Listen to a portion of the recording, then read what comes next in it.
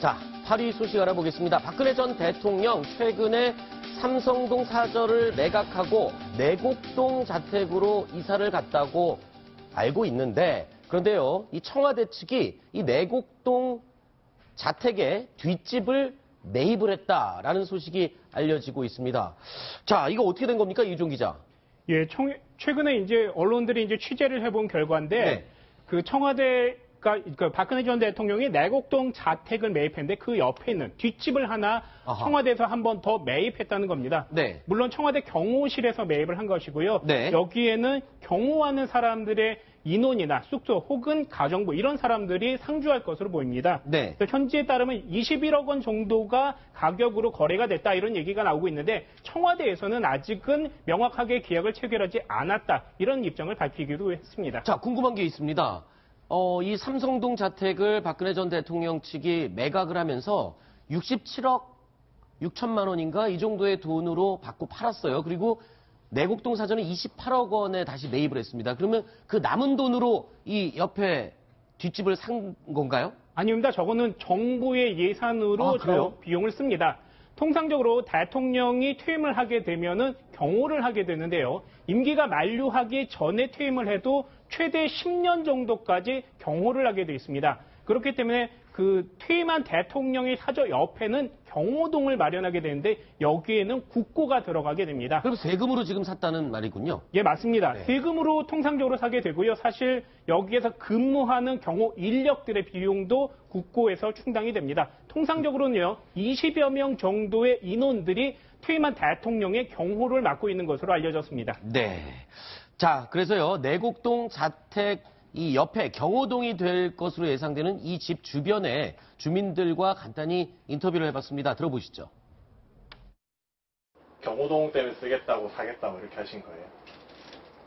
목적 그것밖에 없잖아요. 목적이. 네네. 그렇잖아요. 뭐 뻔하잖아요. 지난번에 여기 어떤 분들 왔다 갔다 하시기는 했는데 몇 분인가 오셨던 것 같아요. 정장 딱 차려입고 포스가 좀 있어 보이죠.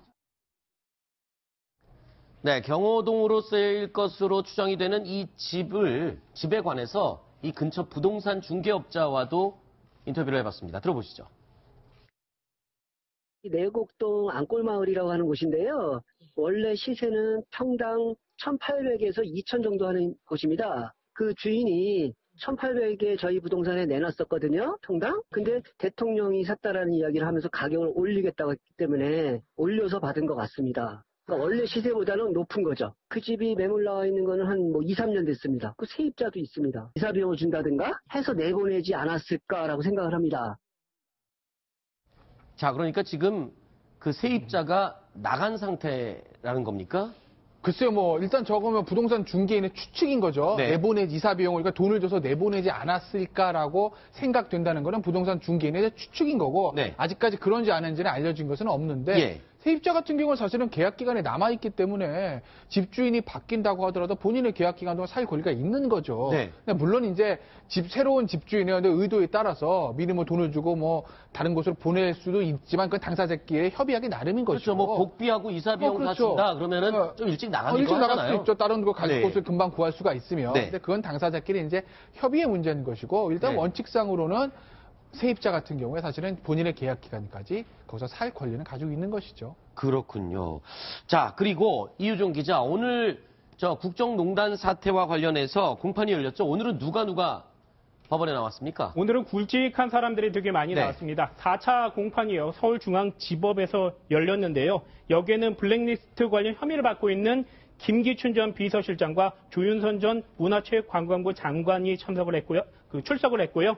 그리고 이재용 부회장도 나왔습니다. 그리고 오늘 좀 지금 화면을 보시면요. 조윤선 전 장관의 모습이 매우 수척해 보입니다. 요즘에 마음고생이 많은 것 같은데 오늘 여러 가지 내용들도 참 많이 나왔습니다. 그 비선실세 최순실 씨가 삼성전자 황성수 전 상무와 210여 차례나 통화를 했다. 이런 증언들도 나왔고요. 네. 또 다른 것은 김경숙 전 이화여대 신산업융합대학장이 최경희 전 이대 총장이 최순실 씨에게 매우 많은 공을 들이고 공간까지 초대했다. 이런 증언도 나왔습니다. 네. 그리고 또 특히 김기춘 전 실장과 조윤선 전 장관이 연루된 것으로 알려진 이 블랙리스트 사건과 관련해서도 증언이 나왔다고요. 어떤 내용이 나왔습니까? 네, 블랙리스트 관련해서 증언이 나왔는데요. 예술인 지원 선발 목록 중 몇 명을 뺄 수 없겠느냐고 문체부에서 지시가 내려왔다. 네. 이런 그 증언이 나왔고요. 네. 제외할 수 없다고 한다면 한창 승강이를 벌였고 문체부 지시에 동의하지 않았다. 당시 동의했다면 을사오적되었을 것이다. 이런 얘기도 남았습니다. 이분은 그렇군요. 문예위원회 심의위원을 지냈습니다. 네. 자, 당시에 심의위원들은 그때의 상황을 굉장히 심각하게 받아들이고 우려를 했던 것 같은데 김기춘 전 실장과 조윤선 장관은 그닥 심각하게 받아들이지 않았던 것 같아요. 이런 정황을. 그동안에 뭐 그렇게 주장을 계속적으로 네. 해왔죠. 근데 저게 그 심의위원 얘기는 만약에 이런 상황이라면 이거 만약에 정권 바뀌면 네. 우린 구속될 것 같다 이런 얘기를 했다고 하니까 절대 이제 보면 102명 중에 18명을 제외하라.